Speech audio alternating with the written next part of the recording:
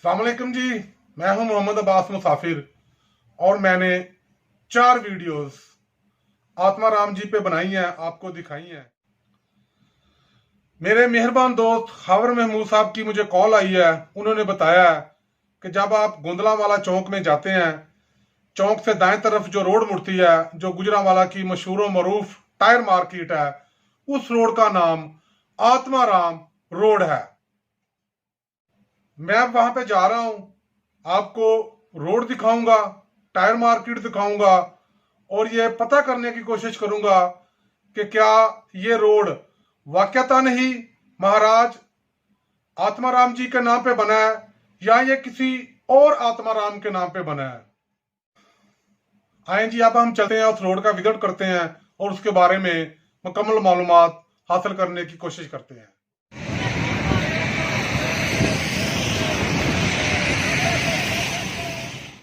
जी, आप देख रहे हैं जी, सामने गोंदलावाला चौक है और उसके दाएं तरफ है आत्माराम रोड।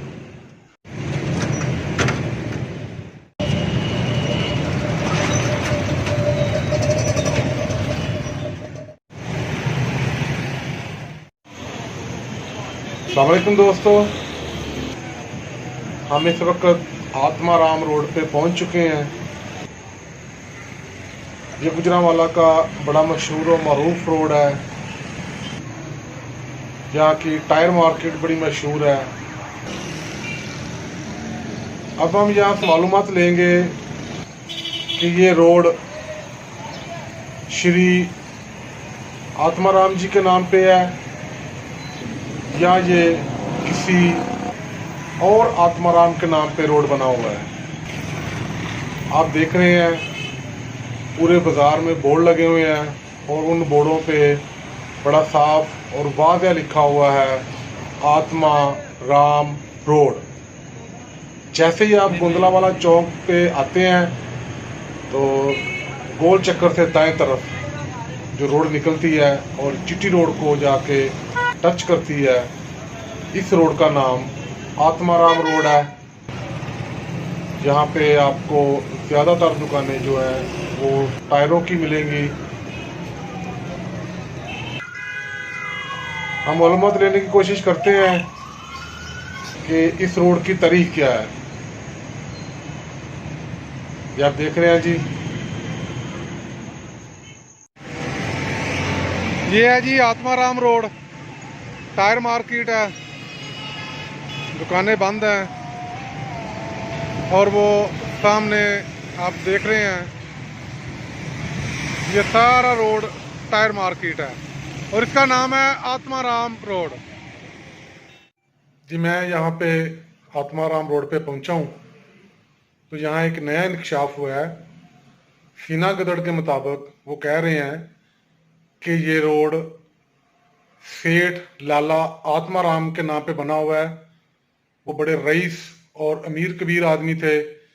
क़याम पाकिस्तान के वक़्त वो यहाँ से हिजरत करके इंडिया चले गए और इस रोड के पास ही उनका घर भी है। आए जी, उनका घर देखने के लिए चलते हैं। ये सामने सेठ लाला आत्माराम की कोठी है, उसका ये पहला दरवाज़ा है। इस वक्त सेठ आत्माराम की कोठी के सामने खड़ा हूँ और अभी आपको बताते हैं कि इनमें कौन रैशपीर हैं और ये कब बनी। मेरा नाम मिर्ज़ा अब्दुल वाहिद है जी। मैं इसी मकान में रहायश पज़ीर हूँ। हम माइग्रेट करके आए थे 1947 में। ये घर जो है 1936 में सेठ आत्माराम ने बनवाया था। सुनीत है कि वो जैसे ही यहाँ से 1947 में इंडिया के लिए शिफ्ट हुए तो रास्ते में उनका इंतकाल हो गया। इस घर के 3 दरवाजे हैं, एक जीटी रोड की तरफ है, 2 गोंदलावाला रोड की तरफ है। हम जिस वक्त खड़े हैं दरवाजे पे, ये कौन सा दरवाज़ा है? ये जीटी रोड वाला दरवाज़ा है। ये जीटी रोड वाला दरवाज़ा ये है। जीटी रोड वाला दरवाज़ा है। ये गली नंबर 18 मोहल्ला फैसलाबाद। एक दरवाज़ा है मोहल्ला फैसलाबाद गली नंबर 5 में और एक मोहल्ला फैसलाबाद गली नंबर 6 में। ठीक हो गया जी, हम वो दरवाजे देख सकते हैं? वो देख लें आप जी, थैंक यू, शुक्रिया, बहुत शुक्रिया। दोस्तों, ये आप देख रहे हैं, ये दूसरा दरवाज़ा है। 3 मंजिला बिल्डिंग है दूसरे दरवाजे की वीडियो है। नीचे वाली मंजिल है, उसके ऊपर टेरेस बनी हुई है और ये लोहे की जो जंगला लगा हुआ है ये देखने से तो अलग रखता है। और ये तीसरी मंजिल पे आप देखें, ये बहुत ही खूबसूरत काम किया गया है। शीशे लगे हुए हैं, लकड़ी का काम है और बहुत ही खूबसूरत और दीदा ज़ेब है।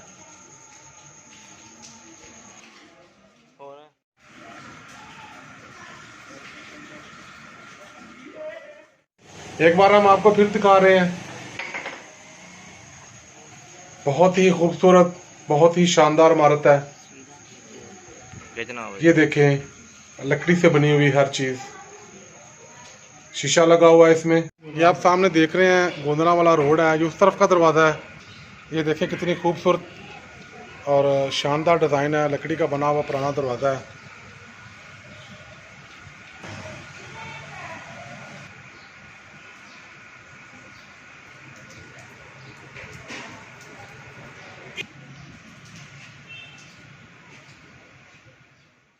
ये तीसरा दरवाज़ा है जी, आप देख रहे हैं।